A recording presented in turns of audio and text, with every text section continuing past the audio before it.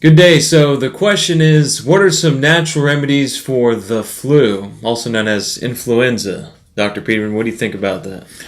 Well, Dave, I think that there are some natural remedies. Now, most of the time the flu is a virus, and flu shots are designed to help with that, but the virus is mutated more than 20 times by the time the flu shot is prepared for the virus, and statistics now say that if you had the flu shot this year, you're probably absolutely going to get the flu next year. Why? I don't know, but that's what some research scientists have said lately. So I'm not in this discussion to have a comment on vaccines or flu. I'm going to talk natural for a minute.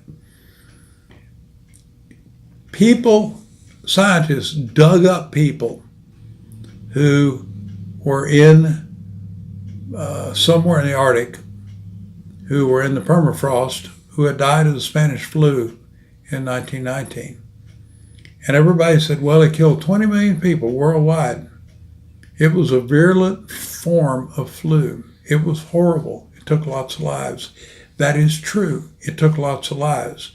But it was found to be no more virulent, no more aggressive than any other flu strain. So it killed all these people. An invention killed all these people when they got the flu. 2 years before, aspirin, which was a brand name at that time, it's kind of like, give me a Kleenex. Well, Kleenex is a brand name for facial tissue. Aspirin was brought on the market as salicylic acid. It was brought on the market to lower fever. Well, the problem with that is that it became the rage. Everybody had to have aspirin because if you got the least amount of fever, you took aspirin.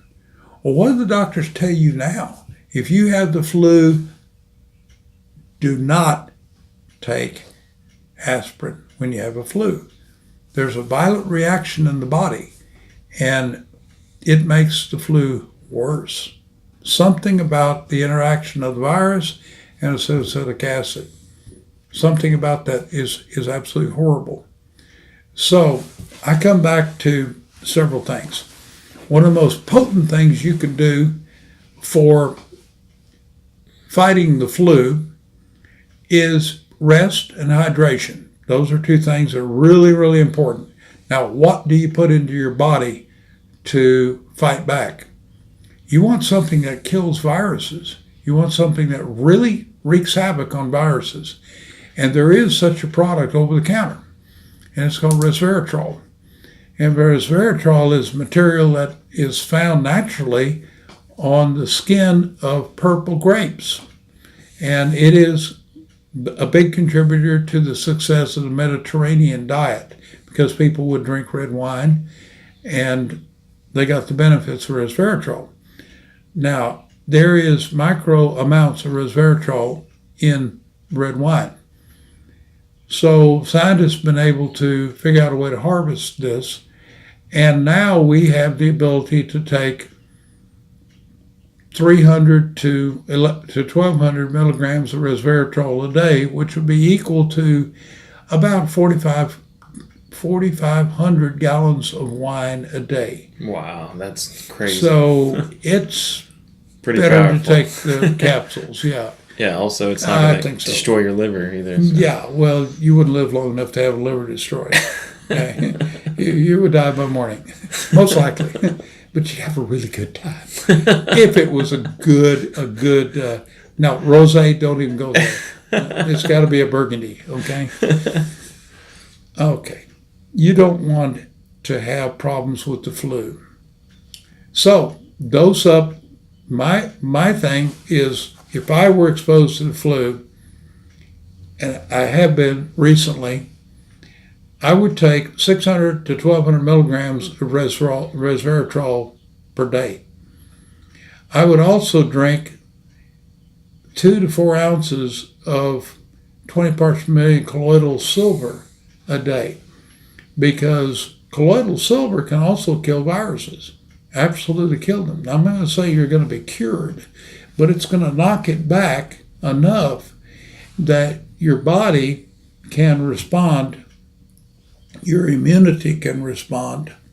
Then I would follow up in about 3 days after you quit taking the actual colloidal silver, which you would take 3 to 4 days. I would then follow up about 3 days later with a massive dose of 80 to 100 billion units of probiotics with at least 20 strains of bacteria, and I would stay on that for the next couple of months. And I would eat I'd drink some kefir or some kombucha, anything I could do to boost my own immunity. I would drink a lot of fluids, and I would make sure that I had a lot of rest. Beyond that, there's not a lot you can do, but that is very, very effective. And I found that to be true with most of the clients that I see in my clinic. So it's not expensive to fight it. It's just that you're the one in charge of your health care, and it's something you have to do. See, as a naturopath, I don't write prescriptions.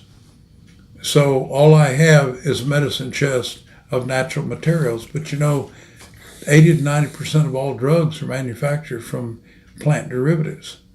So nature got it right a long time ago, and we just need to be aware of that.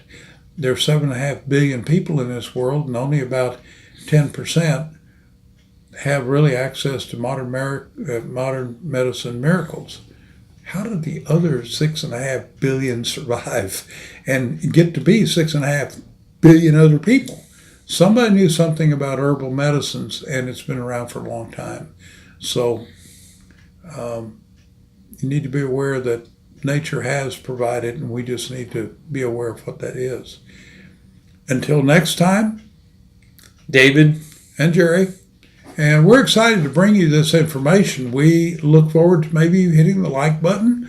Definitely hit the subscribe button and be aware that we bring a lot of just basic remedy information and comments on things that we find that are in fact effective. So until next time, be well. Be well.